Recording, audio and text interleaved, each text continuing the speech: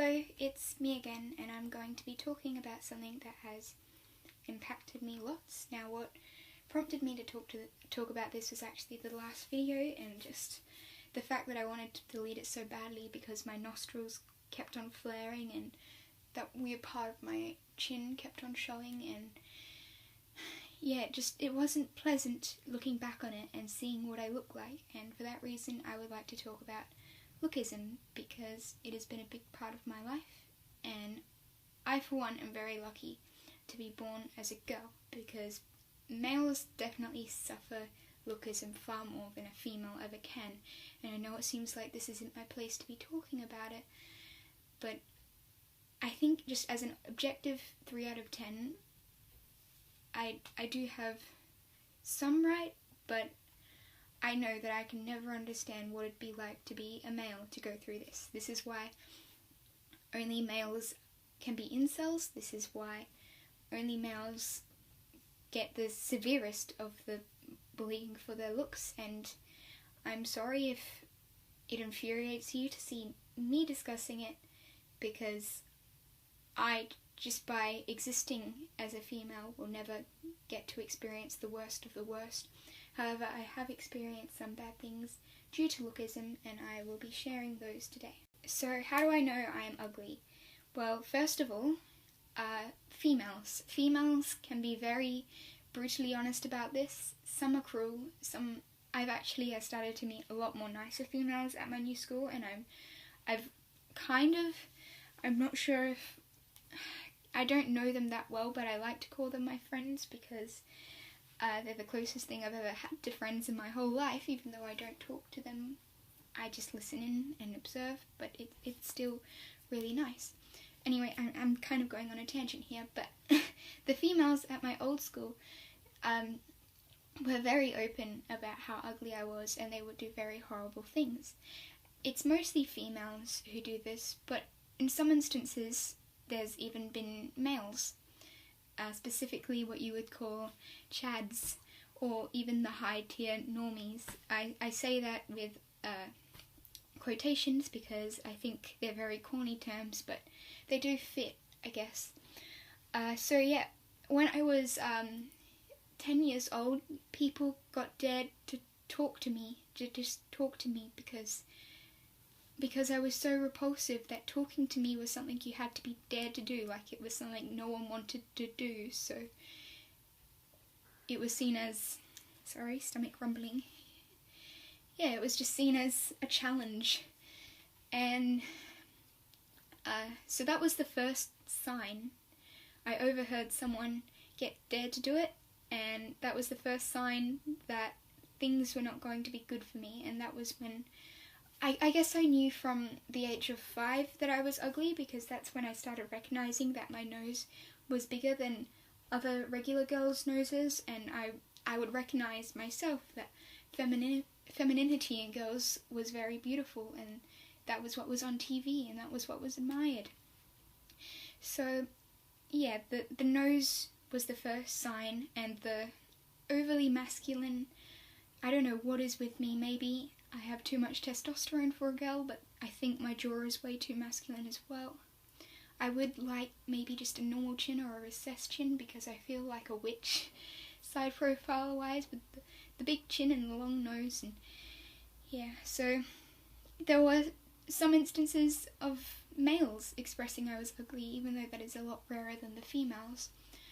The worst of it though was when people would ask me out as a joke. Now this has happened several times. The severest time was when I was 15, and online a boy dated me for a month as a practical joke, only to ghost me in the end and to watch my crazy reaction for everyone to laugh at. He claimed to be incel, and I thought he was out of my league. That's another thing. I'll maybe get to hypergamy in another video if I ever get the balls to post another. But yeah, I thought the whole believing he was incel thing, you know, that was the explanation for someone like that liking me. But they weren't incel. They were just someone pretending to be and as a result I was made full of, you know, I don't understand the humour there, where people just pretend to ask someone out or pretend to go out with someone. I don't understand how that's funny. I just think it's cruel. And it happened another time when I was 10 as well, when a boy gave me flowers as a practical joke, and then later that same day he gave me flowers, or I think it was the day after, my memory's a bit fuzzy, but he had said that I would never look like this model tier girl in my class, and that obviously it was a joke, and that he couldn't believe that I didn't pick up it was a joke. And that, I think that was sort of the wake-up call, that the way you look can really fuck up your life. The way I look is why people treat me the way they do. And that's when I started avoiding people, and that's when I started realizing I should stay inside. So yeah, and then later on, going to an all-girls school did not help at all. As I stated earlier, females are the most brutally honest about looks. I feel like although the cruelty that was there didn't specify that it was due to my looks, that it was due to looks, because you would see that the good-looking people with the small noses and the beautiful feminine jaws and the nice eyebrows, who knew how to do makeup and make themselves look even better when they already looked perfect without it, they would never be tormented. They lived in a completely different world, and I would look at that and I would wish that I could have that. But yeah, so although it wasn't specified, I think things would have been easier, and I think the things that were believed about me would not have happened, well, would not have been believed about me if I didn't look the way I do, and if people didn't instantly assume that I was some sort of gross creature, and that, as you know, the halo effect, that my personality was bad because my looks are bad. So, a girl made a false allegation against me when I was about 14 or something. She knew that my family had a history of mental health issues and suicide, so she stood up in front of, well, we had gotten into an argument, and I had kind of opened up to her and said that I don't appreciate the way she treats me, because she was a very brutally honest girl, and she would sometimes, you know, get physical and punch me in the stomach. So I told her, I don't like the way you're treating me, and yeah, I opened up, and then later she told everyone. She started this rumour that I had told her to kill herself, even though she knew about my past struggles, because my mum would tell me, oh, you know, to get someone to stop bullying you, you just have to explain your perspective to them, when clearly that is not at all the case. That is the shittest advice I have ever been given.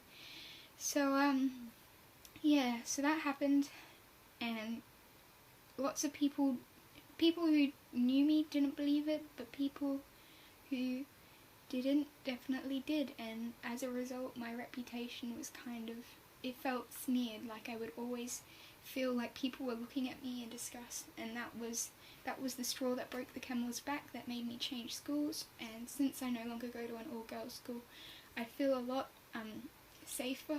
I don't mean to sound misogynistic, I'm trying to be less misogynistic, but they did do some horrible things, and they did make me hate myself a lot more. Now to go on to relationships. Obviously, as I said, women cannot be incel. Even the ugliest, most land whale woman could never be incel. There will always be a man out there that will date you despite the way you look if you are a woman. But the thing is, they don't like you, they aren't attracted to you, you are a settle. And I know that's not as hard as insulting, but knowing that if you ever get into a relationship, that they're not with you for you, they're with you because they feel that they look a certain way and they feel that they can't get any better, is kind of hurtful. And And yeah, so it's nowhere comparable to Insuldom, as I said, but it still is upsetting, and you'll never get that pure love where someone genuinely wants to be with you and someone genuinely fantasizes about you. You'll only get something unhealthy where someone is with you because, you know, they think you're in their league, or someone is with you because your self-esteem is so low that you're just easy to control at that point and easy to just do whatever, and they know that your self-esteem is low because you're ugly, so you're probably very vulnerable to anything. So yeah, I think that people who say looks don't matter are coping.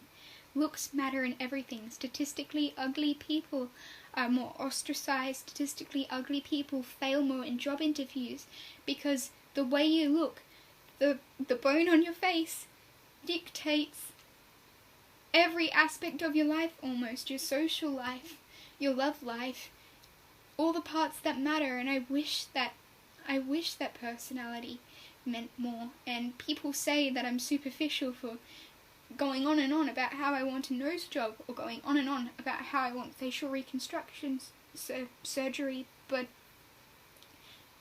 I think superficial is only toxic when you start giving a shit about what other people look like. You know, when you start saying, oh, that person needs that and that done to their face, you know, like the lookism tier, that obsessed. I think when it's directed towards yourself, it's not bad, because you want your life to be as good as possible, and the reality is your life just isn't going to be good if you don't look good, because that's the way things are, and that's the way they'll always be. You see it in other species too.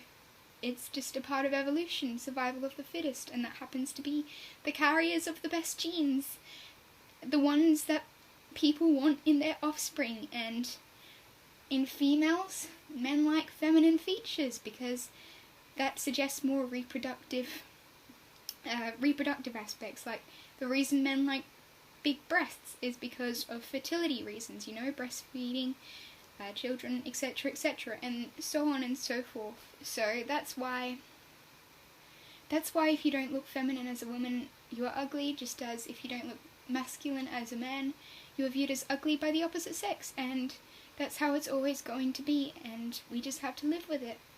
And if you think otherwise, and if you think that there's some way of accepting myself or living a good life when I have this nose in the very smack center of my face that I can't hide, and I don't know how to do makeup. I've tried and I've tried, but I don't know how to do makeup. So if you think that people can live content with their look, maybe they can if they're that thick-skinned, but not everyone is thick-skinned.